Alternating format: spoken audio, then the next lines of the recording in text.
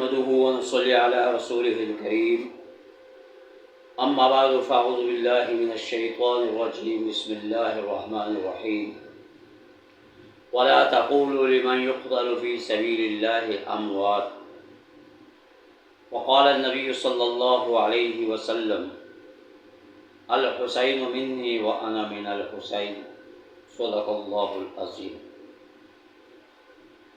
محترم سامعین ناظرین، السلام علیکم ورحمۃ اللہ وبرکاتہ۔ آج کی اس نشست کے اندر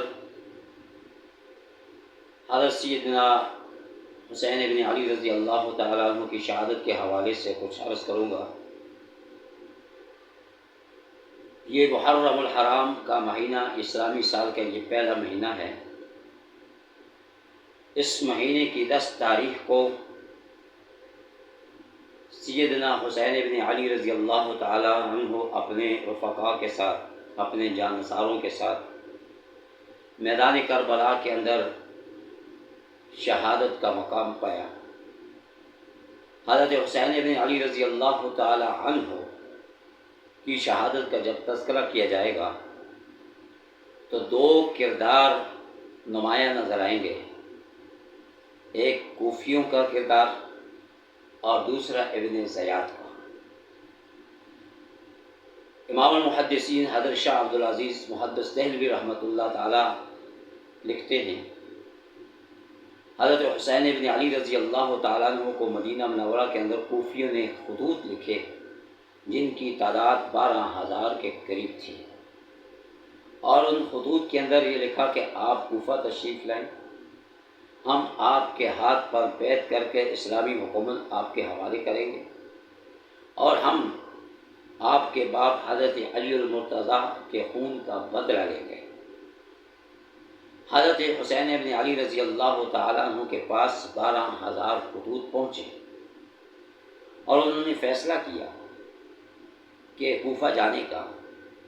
اکابر صحابہ اکرام نے ان کو روکنا چاہا، لیکن اس فیصلے پر تقدیر جو ہے وہ غالب آ گئی تدبیر پر۔ حضرت حسین بن علی رضی اللہ تعالیٰ عنہ اپنے جانثاروں کے ساتھ، اہل بیت کے ساتھ جب میدان کربلا میں پہنچے، وہاں پر ابن زیاد کی فوج نے آپ کا محاصرہ کر لیا، آپ کو گھیر لیا اور آگے جانے کی اجازت نہ دی۔ حضرت حسین بن علی رضی اللہ تعالیٰ عنہ نے ان کو 3 شرائط پیش کیے۔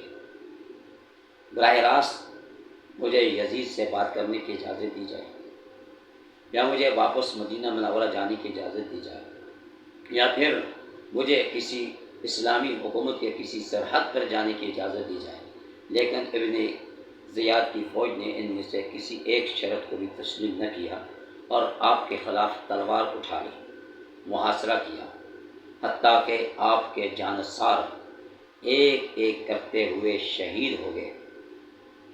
آپ کے علی اکبر بیٹا تھا، نوجوان تھا، وہ بھی مرد مجاہد کی طرح لڑتے ہوئے شہید ہو گیا، اور ایک معصوم بچہ جو 6 ماہ کا تھا، جسے علی اصغر کہا جاتا ہے، حضرت حسین ابن علی رضی اللہ تعالیٰ عنہ اپنے اس معصوم بچے کو اٹھائے، سینے سے لگا کر نکلے باہر اور فرمایا کہ کیا تم پانی لینے آئے ہو؟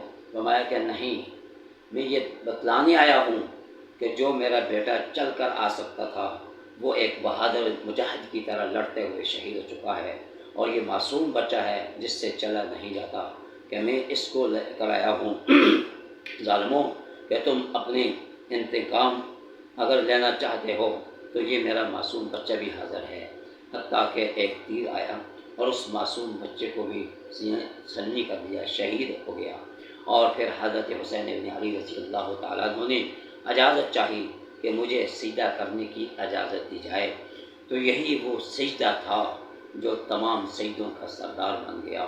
حضرت حسین بن علی رضی اللہ تعالیٰ عنہ کو وہ آخری سجدہ تھا جو انہوں نے فاروقی اور عثمانی مدرسے سے سیکھا تھا، اور وہی سجدہ جو تمام سجدوں کی زینت بن گیا۔ یہی وہ سجدہ ہے جو خالق ارض و السماء کو محبوب ہے۔ تراہم رکعا سجدا یبتغون فضلا من اللہ ورضوانا۔ تو حضرت حسین بن علی رضی اللہ تعالیٰ عنہ آخر کار وہ بھی شہید ہو گئے۔ تو اس تمام واقعہ سے ہمیں یہ بات معلوم ہوتی ہے کہ حضرت حسین بن علی رضی اللہ تعالیٰ عنہ باطل کے مقابلے میں ڈٹ گئے تھے، حق پر تھے، سچ پر تھے، اور فرمایا کہ اولاد کٹتی ہے تو کٹ جائے، جان جاتی ہے تو چلی جائے، رفقا جاتے ہیں تو چلے جائیں، لیکن دین حق کی عزت کے لیے، دین حق کی سربلندی کے لیے میں سب کچھ قربان کرنے کے لیے تیار ہوں، اور یہ سودا میرے لیے سستا ہے۔